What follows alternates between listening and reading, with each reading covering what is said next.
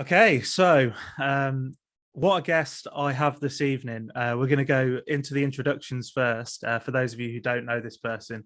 But I think you'd be living under a rock if you didn't know who this person was.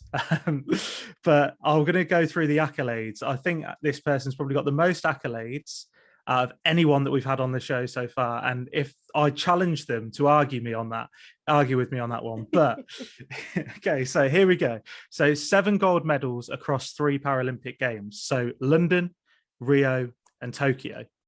I've got 11 gold medals at the IPC World Championships over the years, not one, not one, but over the years. 3 gold and 1 silver at the IPC European Championships. 2 gold and 2 silver at the World Junior Championships. I feel like those silvers stung a little bit from your reaction then. You could have just skipped out the silvers, to be honest. No one cares about silver, let's be totally honest with ourselves. I don't mention them. I don't even know where they are, so. So she's a serial winner, and even I've heard has a gold postbox somewhere. She's awarded an MBE in 2013 and has recently been awarded an OBE after being on the 2022 New Year's Eve list. She took the world by storm, so much so they had to nickname her Hurricane Hannah. So as you can imagine, and as you probably guessed it, my guest this evening is Hannah Cockroft. Hello. Like you're about to, I don't know, shed a tear then. It might be the sun in your eye, but... Yeah, you know what? As soon as you said my name, this really bright light came out of nowhere, and I'm blinded by my own light. What can I say? No, that's dead cocky. It's a strange feeling having someone like reel off what you've done, because I'm an athlete that's just like, right, I've done that. Now what's next? Like... Yeah. People expect you to come away and people are always like, oh, where'd you keep your medals? You must sleep with them under your pillow. And I'm like, no, they're not even in my house. That's done. I'm concentrating on what's next. So yeah, it is strange when someone kind of reels it all off and you're like, it's been a long 15 years. I was actually thinking this earlier. I was reading through all of this, and obviously I went and did some research, as you can tell. And I thought to myself, God, you've put me to shame a little bit. Like, I look at this and I'm sat in my spare bedroom speaking to people on podcast, and you're there, winning the amount of gold medals that you've had. What's that? 23 gold medals in total. I've never counted, so I don't actually know. But yeah, you know what? It's all in moderation, isn't it? Like, I was lucky enough to get the opportunity to do what I do, and not everyone wants to do this. I don't think I'd have the confidence to start my own podcast. So, you've got to take the wins where you can. Don't put yourself down too much. People get saying I should start a podcast, and I'm like, no idea where to start. No way. I'll just be a guest. It's fine. Come and join me. Come and join me if you want to. No problem. I might out-talk you though, so then you won't want me. But yeah, I mean, it's just incredible, really, what you've accomplished so far. I've got, I guess, the one question that I want to know, and I know all the listeners are going to want to know this. Are you planning to do Paris? Before we go any further, I want to know, are you planning to do that as well? Yeah. I mean, Paris is what is like just less than 3 years away. It's nothing away. Yeah. Literally nothing. So yeah, I when we were going into Tokyo, kind of the time between Rio and Tokyo, I was like, I think Tokyo is going to be my last. And then we did that extra year, and I was like, you know what? I have so much more to learn. I could go so much quicker. I'm not going anywhere just yet, much to my competitors' disgust. No, good. I am glad, because I think that you've got so much left in the tank, and it would be a bit of a shame if obviously you did decide to step away. But it's a funny one, isn't it? Because I'm at that point in my career now where I'm 29 and everyone keeps calling me a veteran.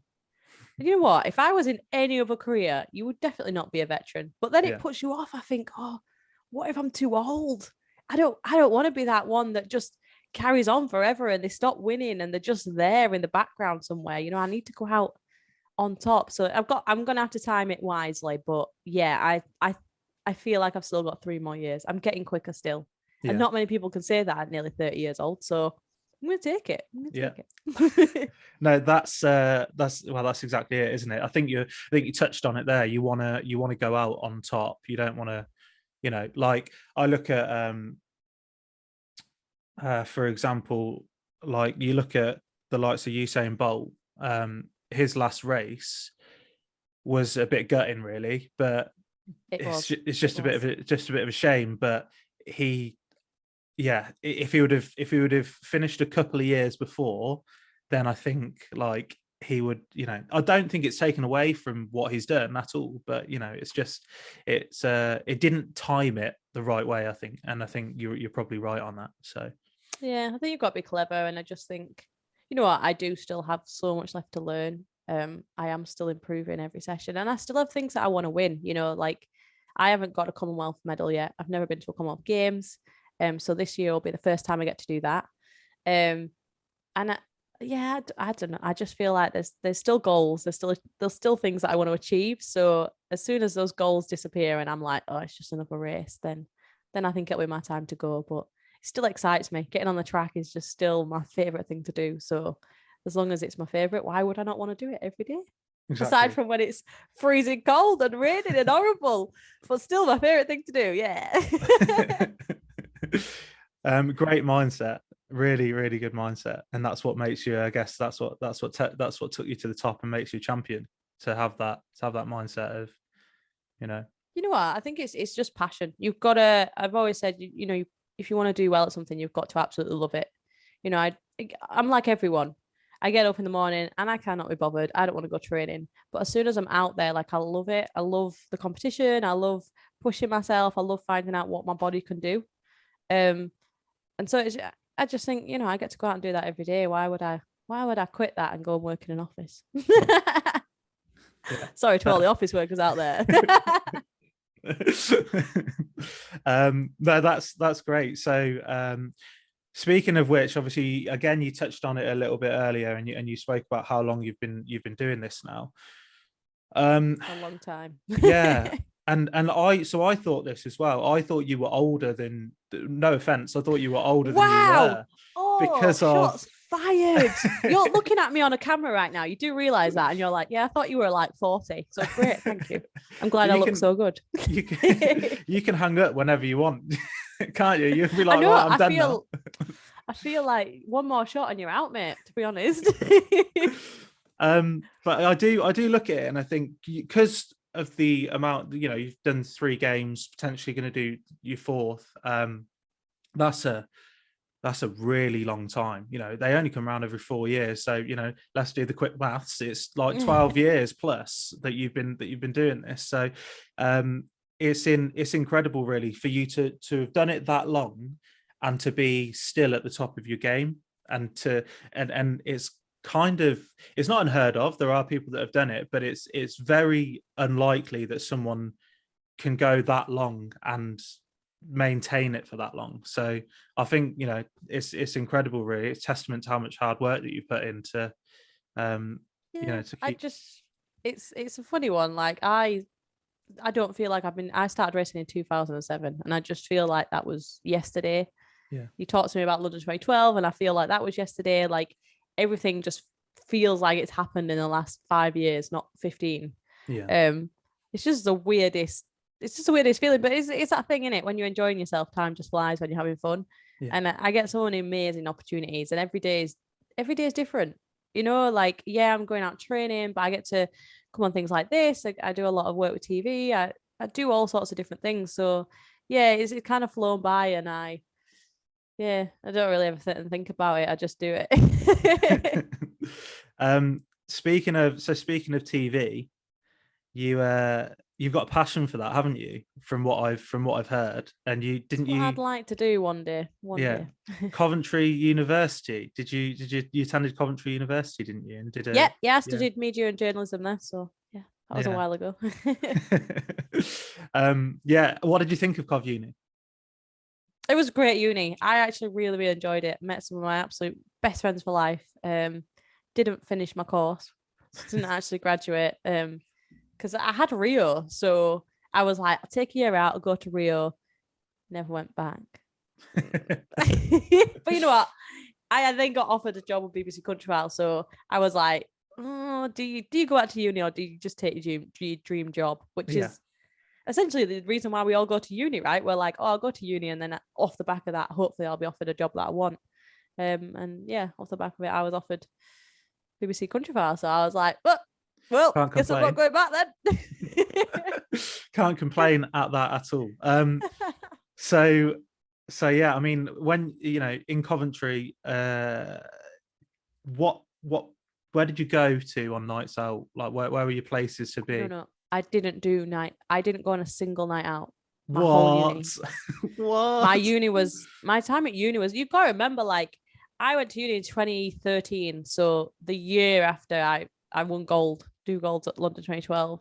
I wasn't like your standard uni student. I would get up and train, go to uni. So I would get up and go to the uni gym, push to uni, do my day at university. And the course was pretty full on, to be honest. Like, if we weren't in lectures, then we were, we had to learn how to use the cameras and the mics and all that kind of stuff. We had to learn how to use the recording studios and the radio studios and everything like that. So it was a very hands-on course. So if you weren't in a lecture, you were usually somewhere learning to use equipment or borrowing equipment.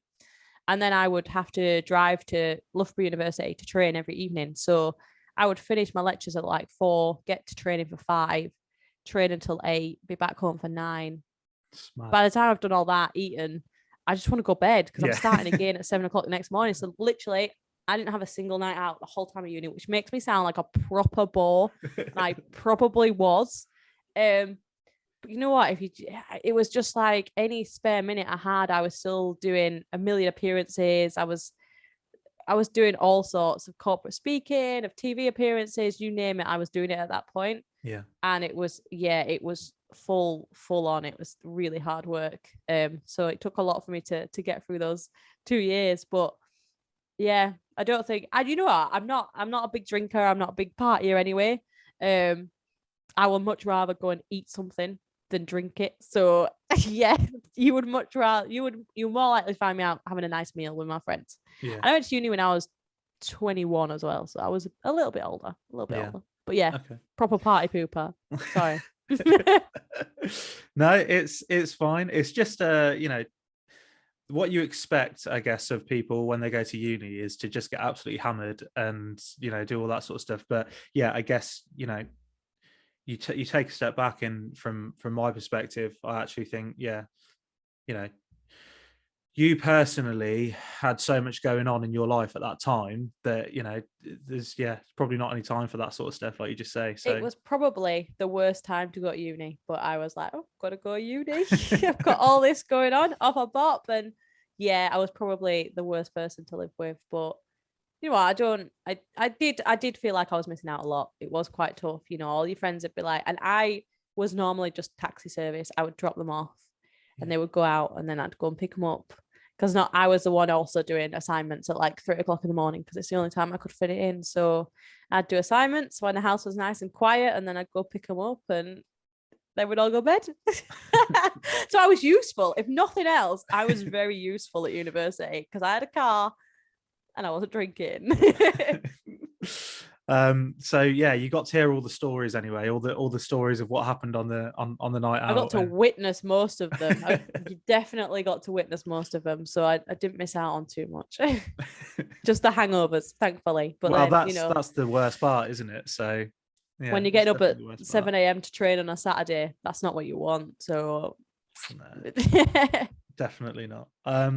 Right, should we go for a song, and then we'll come back and we'll crack on. Sounds good. So I asked you for 3 songs for the podcast on Spotify. For those of the people that are listening on Spotify, you will have a song now. For those of you that aren't listening on Spotify, then you won't. So sorry about that. But you could sing to yourself.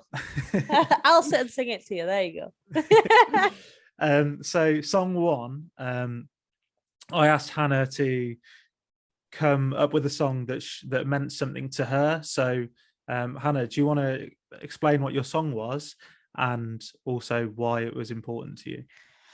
Yep. So this song for me is The Scientist by Coldplay. I know a lot of people say they're really boring. I get that. But Coldplay played the closing ceremony of London 2012. And that was hands down one of the most incredible nights of my life. It was absolutely amazing. And in the song, it's got a line that says something like, let's just go back to the start. When Coldplay sang that, just the whole, like, oh, honestly, I've got tingles thinking about it. The whole stadium, like all the athletes just sang it together because we were all just like, I would do London 2012 every day. If when I die, you say you can go back to any day, I would say any day of London 2012, any day of it. It was that amazing. And I think just that moment will always stick in my mind. And so, you know, I was one of those people that was like, oh, Coldplay. But I think when you can link it to something as incredible as like just thousands of athletes singing the same lyric and having the same meaning behind it, you know, all of us wanting to live this moment again and again and again, it was something very special. We'd like to thank our sponsor, Social. We've got great taste. Do you? Okay, so that was Hannah's song, "The Scientist" by Coldplay. You mentioned before that people always go, oh, and scoff at Coldplay. You won't get that on this show. We love Coldplay on the Friday night show. So good. But yeah, we were just talking in the break that obviously you went to see them at Wembley on the Head Full of Dreams tour. I also, obviously, as you know, we both were there. They are incredible live, aren't they? They're amazing. You know, it's a whole show. It's not just someone standing on the stage and singing. Like the whole stadium was decorated. We all got the flashy wristbands, which we all love a flashy wristband. Yeah. It's just I love that, a whole show, a real immersive experience. I would definitely go and see them again. Absolutely, definitely. We're going to see them this year, me and my partner. Jealous. Yeah, they're on tour again this year, doing obviously their newest album. So yeah, we're going to see that. We're really looking forward to it. When is it? It's sort of towards the end of the year, sort of August, September time. So but yeah, it'll be good. Commonwealth Games. Yeah, that's why. In fact, yeah, I'm pretty sure my Sophie Hahn, one of my teammates, is going to see him. But when the tickets went on sale, it clashed with the World Championships. And I remember she bought the tickets and then she texted me and she was like, I got tickets. Do you think that they'll let me come home for the show? And I was like, it's a World Championships. I don't think that's how it works. We don't train for all this time just to go, you know what, I've got Coldplay tickets, I'm not going. Luckily for her, the World Championships have been cancelled, so she's buzzing. But I missed out, so you know.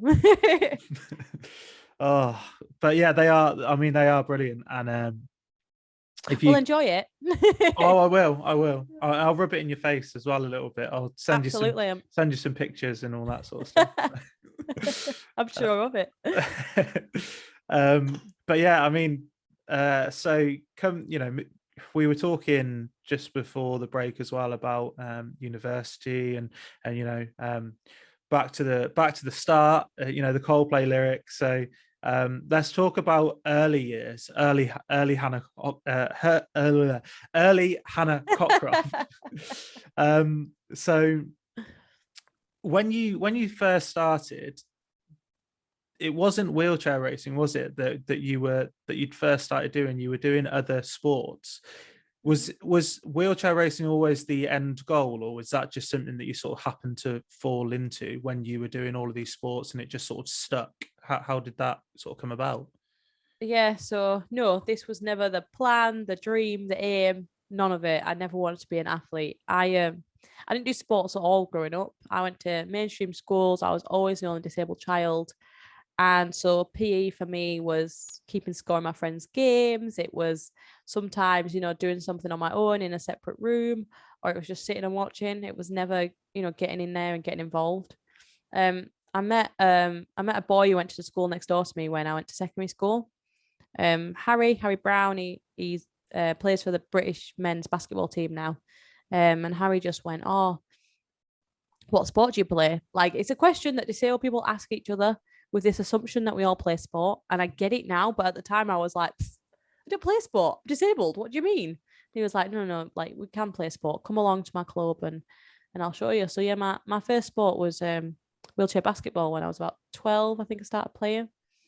I was the only girl on the team, but I absolutely held my own. Like, once I'd found my way into this thing that people had always turned me away from, I just loved it. And that was all sport was for me. At that point, it was a way to prove people wrong, and it was just a bit of fun. It was a bit of being around people that were like me. At school all day, I was just around able-bodied people. I just struggled to keep up, and like, I was absolutely fine. I was never bullied, but it was always it was quite hard work. Whereas when I got in the chair, when I got to the club, I was just surrounded by people like me, and I was normal when I was there, and I loved that. And I also love the fact that I get to be, active and doing things that people always said I couldn't do. So I played basketball for 6 years, and the club were amazing with me. From the minute I went in, they didn't just get me playing basketball. I played a bit of wheelchair rugby. They tried me at wheelchair tennis, which I was absolutely shocking at. Like, I can't get my head around how you push and you hold a racket. My hands aren't big enough. I will never get that. I'm still rubbish at it. I just tried everything. So actually, athletics started with discus. I started playing throwing the discus at my local Harriers club that the club introduced me to. And then when I was at a discus competition, I saw wheelchair racing. So I was like, oh, I'll give it a go. I've tried everything else. So yeah, I tried wheelchair racing when I was 15. And you know what? Again, I just enjoyed it. Just was like, oh, I'll give it a go. I'll just race for a bit. And then yeah, somehow I ended up here. I've done it every day since. Ended up being pretty good at it. Oh yeah, pretty average. Pretty I'm all right at it, could be better. But discus, you were quite good at discus as well, from what I researched. You I mean, as a junior, probably if you put me at Paralympic Games, I'd be rubbish. Let's be totally honest. But yeah, I went to the school games, which is like it's like a big, it's almost like a mini Olympics for like juniors. So school age kids that go off. My school games were actually, where were they? They were actually at Coventry. Yeah, they were actually at Coventry. You get selected for the team. So I went off with a load of people I didn't know, made a load of new friends, and yeah, won a silver medal for Yorkshire, which is always mighty, winning something for Yorkshire. And then went back the next year, the following year, as a wheelchair racer. So that's actually where I saw wheelchair racing for the first time, and was like, might give it a go. Nice. Okay. No, that's really cool, and I like. Just want to say actually thank you for being so open about, the early years and finding somewhere where you felt, I guess, normal, but. It's really nice to hear you say that, because there will be people that listen to this that maybe are going through that same thing. So it's nice for you to have been open and obviously say that, and so thank you for that. Yeah, no problem. I'm always here to be. I think we just got to be honest about everything. I grew up in the kind of mid 90s, early noughties, and you didn't see disability. You didn't see it anywhere. It wasn't on TV. The Paralympics weren't on TV like they are now. We didn't really have household name athletes that we could look up to, or anybody. So Harry was the first disabled person I ever met, and I was 12 years old, and I just feel like if a kid told me that now, I'd be so shocked. Yeah. But at the time, people were just like, yeah, like, and what's your point? Yeah. And I just think, there is always someone out there like you. You just got to go and find the right group of people. And I was lucky enough that, yeah, I found them, and they led me on a pretty cool path, to be honest. I love that though. I think it shows how far we've come as well, in such a short space of time, and I just think that's brilliant that we're being more inclusive to different types of people. I think we've still got a long way to go, don't get me wrong, but I think we are getting there. And it's amazing to see, like you say, how far we've come in such a 20 years. Things have come on massively, and people are so much more accepting and inclusive, but we just have to keep pushing it. We have to keep telling our stories and showing how things can change. It blows my mind that I still visit schools and kids say to me like, oh, I don't do PE. Why are we still in this red tape, health and safety gone mad world when we we've shown, the Paralympics have shown there is a way to get everybody involved. You just have to think outside the box. You have to be creative, and we can't be scared, like if you've got a question, ask the disabled person that's involved. They'll always answer. They'll always tell you what they feel. If they're not comfortable, that's fine. But I know that growing up, I always would have been like, yeah, I want to give it a go. I want to try. Like at home, I have two able-bodied brothers. And at home, whatever they did, I did. So if they were playing football in the street, I would be playing football in the street. If we were going park, I'd be going park. They had a scooter. I had a scooter. I wasn't very good on it, but I had it. Because every time they had something, my mum and dad were like, well, you might as well try.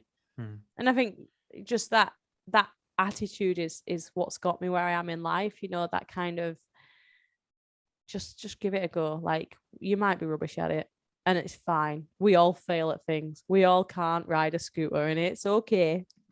But if you don't try, you never know. You know what I mean? I think more people need that mindset of, I'm just going to give it a go.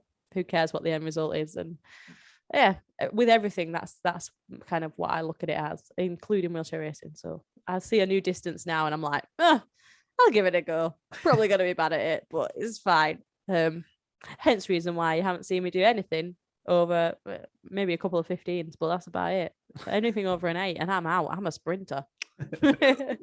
It's but it's, I think you're right, it's about education as well, and educating yourselves. And you touched on something there about people asking, and it's not rude, and it's not, if you ask in the right way and you just want to learn and improve and educate yourself, then it's okay to ask people questions completely. And I think people worry about that, and there should be nothing wrong with further educating yourself. So as an able-bodied person, I had a disabled friend, and I used to do things like, we'd go out and we'd have a couple of pints, and he's got cerebral palsy, and we'd go out, have a couple of pints, and he would get 2 pints, and I'd tell him, there you go, you can bring them back to the table, and I'd walk off. And it wouldn't be, it's not me being mean, it was me proving to him that he was more than capable of doing it himself, and that people around us should be, shouldn't expect that they should have to do things for him. Like he is more than capable of doing things, for himself. He doesn't need people to sort of wrap him in cotton wool and do all of that stuff for him. So he jokes about it now, but it's a case of, you can do it. There's we don't need to wrap you in cotton wool. So I think this is a thing, like, we can do everything. It might not be the conventional way. Like, I'm a wheelchair user, but I can walk. Like, I can stand up, I can walk. And it's not like you walk. It looks ridiculously uncomfortable, and it is. But you know what? It is incredible in this world what I wouldn't have seen if I couldn't stand up and just take a couple of steps. Yeah. I didn't really notice it. My fiance is a full-time wheelchair user, and I didn't really notice it until we started going out. And I would be like, oh, like, we'll just go in here. Like, I can just jump my wheelchair up the couple of stairs. It'd be absolutely fine. And he'd be like, oh yeah, no, I can't do that. And it's this thing of people either feeling like it's not their responsibility because disability doesn't affect them, or just being too afraid of doing the wrong thing. Whereas if you do something, then disabled people appreciate it more than you doing absolutely nothing. And I don't mean, like your example, I don't expect you to go and carry every disabled person's pint to their table. Absolutely not. If we need help, we will definitely ask for it. Yeah. And I think it's just understanding those boundaries.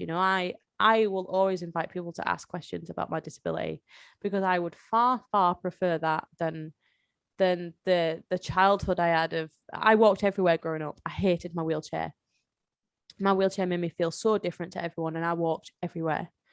And along with that came a lot of pointing, a lot of staring, a lot of comments, and it's horrible being made to feel that self-conscious about something that ultimately I should be proud of. Doctor said I would never walk, and I can walk.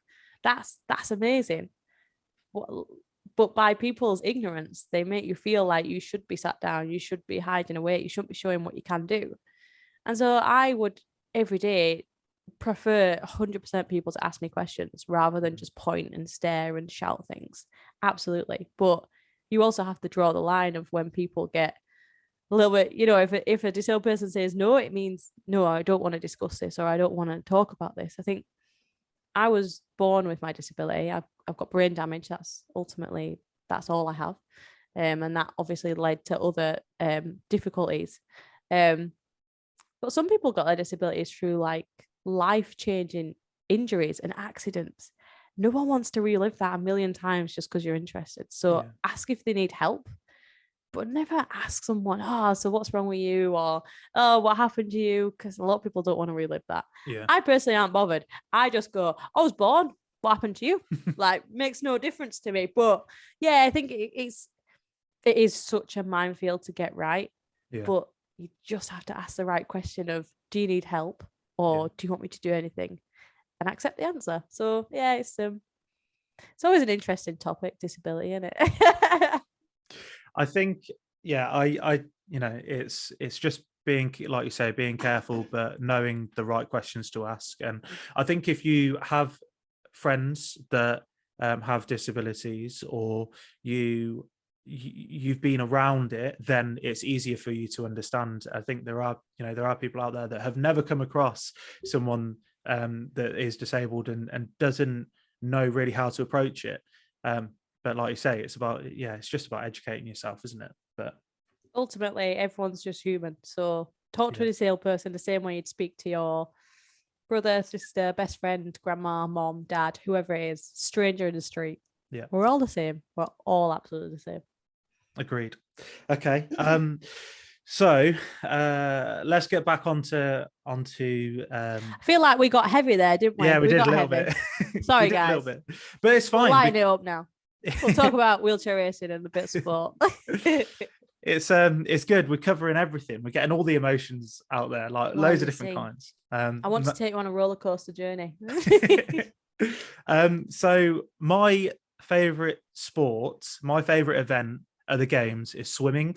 I love watching swimming. I like a bit of swimming.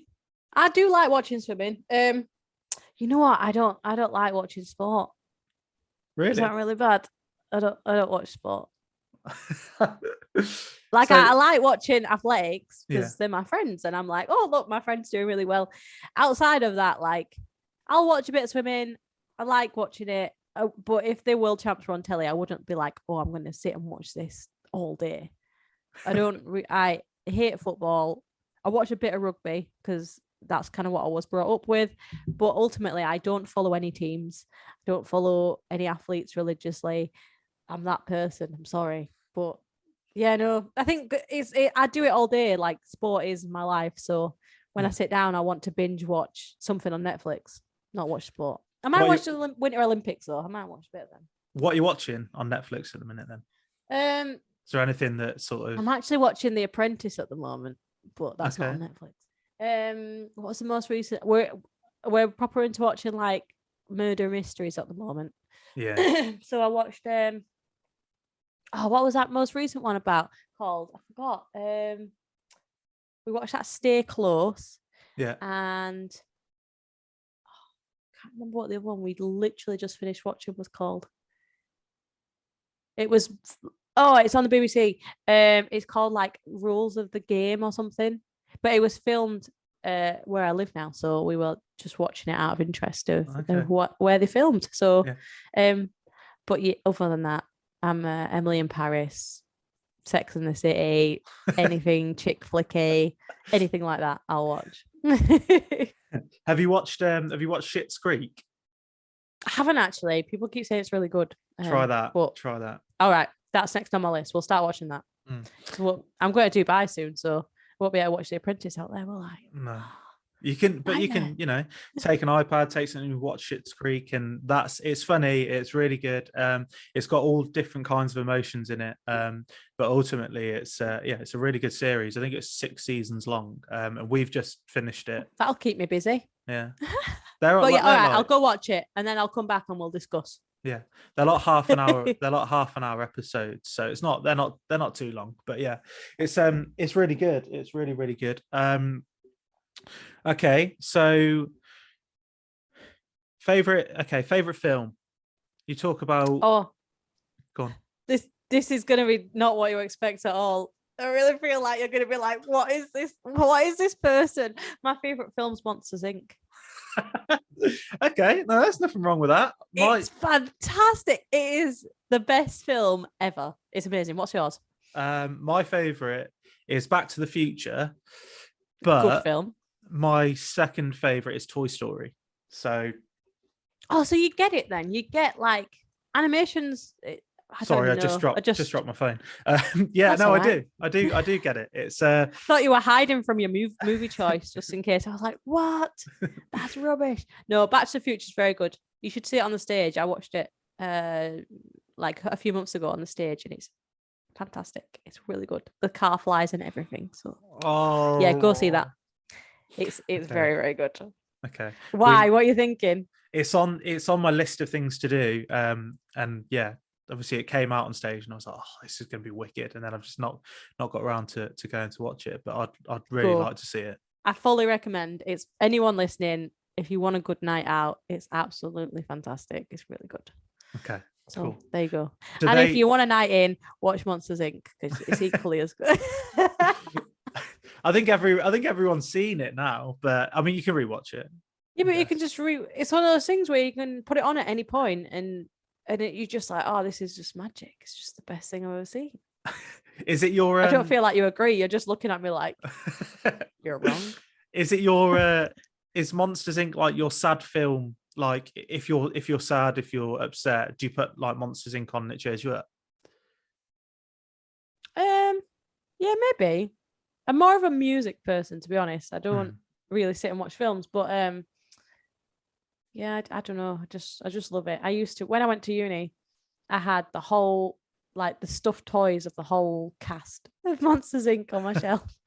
I've only got Sully left. Sully was my favorite, so he's on my bed. But yeah, good film. I might go and watch it after this. Not because I'm sad, just because I'm like, oh, what a film. Is it? Let's go for a break. You just feel like that there's no coming back from this, so we'll just stop right now.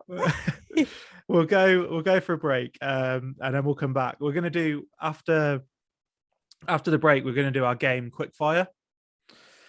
Ooh, do you know how to? Interesting. So Quickfire, I'll talk about it after the break, but it's a game that we play with all of our guests, and we have like a leaderboard. So yeah, we've got a very, very good leaderboard at the moment. Currently at the top of the leaderboard is Miss England. So she's doing quite well. So, but yeah, you might be able to beat her. But yeah, we'll go for a break.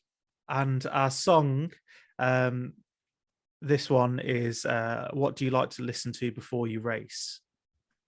So this one was the easiest one for me to answer because I've always listened to the same song.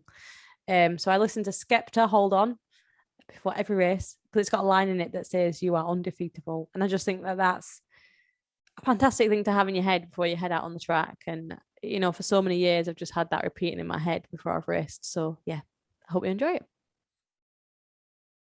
Do you like a tasty hard seltzer? Why not try Social? Okay, so we're back, and that was Skepta. That was Hannah's song that she listens to just before she goes out for her races. So nice little insight there into the kind of music that you listen to, which is quite good. Oh, it's very, very varied. Don't expect everything. You've got like Skepta, Beyonce, McFly. I'm all over the place. I've got every emotion going on before I race. There's no set. I'm not cool at all. I like it. I like a varied playlist though. I like it to go like this.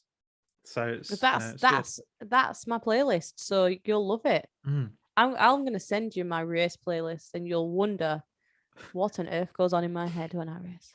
Sometimes I wonder it too. how have you got so many gold medals when you listen to that playlist kind of thing. Some of it you'll be like, how is she not crying? But sometimes I feel like crying before I race, so it works. It all works. Okay, so we're going to do quickfire. So for those of you who haven't, you'll be fine. For those of you who haven't listened to this before, quickfire is a game where I ask as many questions as I can inside a minute, and you have to answer as many questions as you can. And if you can get the most amount of questions answered, then you will go to the top of the leaderboard. I should really know this, but I'm trying to figure out who is currently. I know Miss England's the top of the leaderboard. I'm just trying to figure out what the.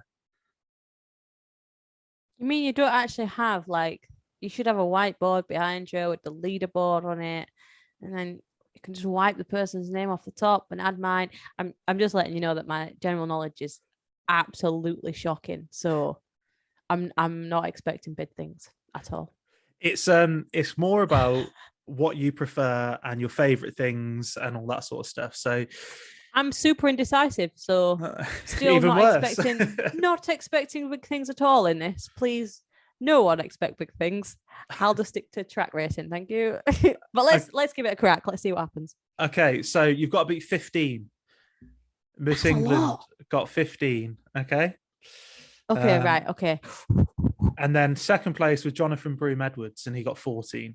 Oh well, now you've really set me an ultimatum. Now I've got to beat my teammate, haven't I? Yeah. So and Reece Dunn joined second with him as well on 14.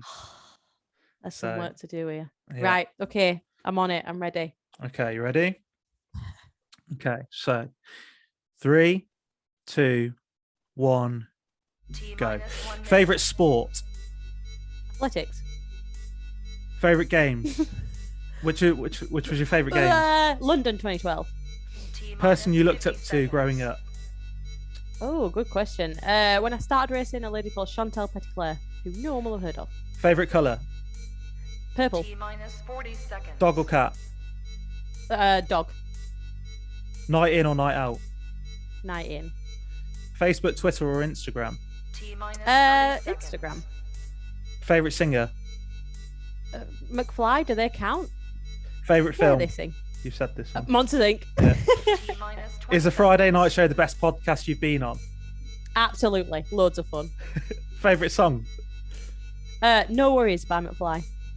Sweets or chocolate? 9, 8, Depends what night it is. Probably sweets. 5, Favorite 4, superhero? 3, 2, Wonder Woman. 1. BBC or ITV? BBC. Okay, we're done. That was it. That's it. That's your Did minute. I nail it? Oh, how many did I get? I wasn't counting. 1, 2, 3, 4, 5, 6, 7, 8, 9, 10, 11, 12, 13, 14, 15. 15. Look at me! You're joint first place. Joint first place. The pressure was on. Did I nail it? Did I? I got some good answers there. Yeah, you did get some good answers. I was trying to drop in a few cheeky ones in there as well, like BBC or ITV. I wanted to. Only because I recently watched something on the BBC. Like, it's fair play, isn't it? I was expecting, like, because of things like sports personality of the year and all that sort of stuff, I was expecting you to have a real like conundrum on your hands of which one you should pick. But you know it was quite simple, wasn't it?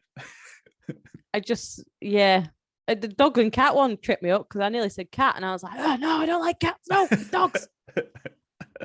Just when you're rushing, you just panic. The sweets and chocolate one, that was hard as well. I won't turn either down, just for the record. I also like crisps. Yeah, I'm the same, to be honest. It's bad. It's bad. It's anyone wants to send me a gift, it's fine. I'm fine with any of these things. What about cream eggs? No, Really? not a fan. Don't like them. No. Oh, wow. Unless you want to send me one of those like white ones, because then I could win some money. I don't have one, I'm afraid. But if I did, I wouldn't anyway. You know what? I said sweets, and now I'm thinking about it. My favorite thing is like chocolate, like fruit and nut. Mm. So I don't know why I said sweets, because it's not. Oh well. But Well, don't take me a point off, because I do like sweets as well. I mean, the other guests on the show have never really been, in all honesty, they've always just answered to try and get it as quick as possible. It's not like I'm it. really analysing my answers now. I'm like, oh, I don't know if I deserve that point because I lied. That's naughty. But I do like sweets. I ate some The point of Quickfire. round tree randoms last week. That's the last thing I ate. That's what I was thinking of. So I was like, oh, sweets. But now I think I'm wrong. The point of Quickfire is that you take the answer that you first put in there, and the reason that we do it like that is because then you make the decision that you make is clearly the correct one, because that's the one that your brain goes to first. But now I'm analysing it, and I just feel like maybe I got the wrong one. I don't know. Again, I'll eat either. I'm not fussy. It's fine. But yeah, I mean that's it. So Quickfire 15, top of the leaderboard with Miss England. So I wish I'd just fit one more in there. I just squeezed it in. Oh well. Next time I'll practice so that next time I'm quicker. Yeah. Well, I like the answer. Is the Friday Night Show the best podcast you've been on? You said yes. So this has been really good fun. I've really enjoyed this. Good. We can do another quickfire round if you want. I'm enjoying it. And you'll try again to beat to get to the top. Is that what you? Yeah, I want 16. You have to I know come my back answers on now. I've got them in my head. I know I prefer chocolate. You have to certain type. You have to come back on then. You have to come back All on. right, deal. No problem. I can manage that. Okay. So I mean, what's next then? What's going on with you? So I'm heading out to warm weather training in Dubai next week. So I'm out there for 7 weeks overall, a long old time. So we're training for 5 weeks, and then I've got a competition while I'm out there. So start my season. And then hopefully off the back of what I do out there, I'll qualify for the Commonwealth Games that are in Birmingham this summer. So this August, I believe. So another home games. It'll be my first ever Commonwealth Games as well. So the first time they've ever included my event. And yeah, hopefully I'll get to put on that Team England kit and be part of something new. And I think when you've been doing it as long as I have, you don't get many firsts. There's not many firsts left. So this one's exciting. I'm excited for this. This is gonna be a good year, I think. It's almost like a bit of a homecoming as well, because Birmingham, Coventry, very, very close on the map. And University of Coventry, Warwickshire. So like for you, it's like almost returning to somewhere that you were, that you spent a big part of your life. So that must be quite cool. Absolutely. Yeah, it is cool. And Coventry have always kept kind of in touch with me since I left. Not the uni, like the TV stations and radio stations down there. So it's nice to go back and remember where I did spend an important part of my life. And it's more of a home games than London was as well, because it's a little bit closer to home. It's a bit more north, which we like. So we're slowly working our way north for the home games. You know what? Just competing in front of a British crowd, there is absolutely nothing like it. No other country sells tickets like we do. No other country gets behind parasport like we do, and it is just amazing. So I know it's going to be a fantastic summer. Cool. Okay. Excellent. Well, yeah, hopefully we'll have you back on. Thank you so much for coming on. We really, really appreciate it. Thanks for having me. No, you are very, very welcome. And we're gonna go out with your final song. I asked you to pick a party song, something that gets you in the mood. So what's your song, please? My song is 5, 6, 7, 8 by Steps. Steps were my first ever concert when I was 5, and I actually went and saw them again last year, and they were even better. They're brilliant. They were so much fun. My mum couldn't believe that I still knew every dance move and every lyric. Don't you worry, I've been practicing. So yeah, just feel like this is a lot of fun. Reminds me of my childhood and growing up, and actually now being an adult. Why not? It's good fun. So I'm just going to clarify that on this episode, you want me to play Steps. Yes. Okay. Okay. All right. Well, going out. The last song on the podcast tonight is steps 5, 6, 7, 8. Thank you, Hannah. Enjoy. I once interviewed Elvis Presley. I was all shook up.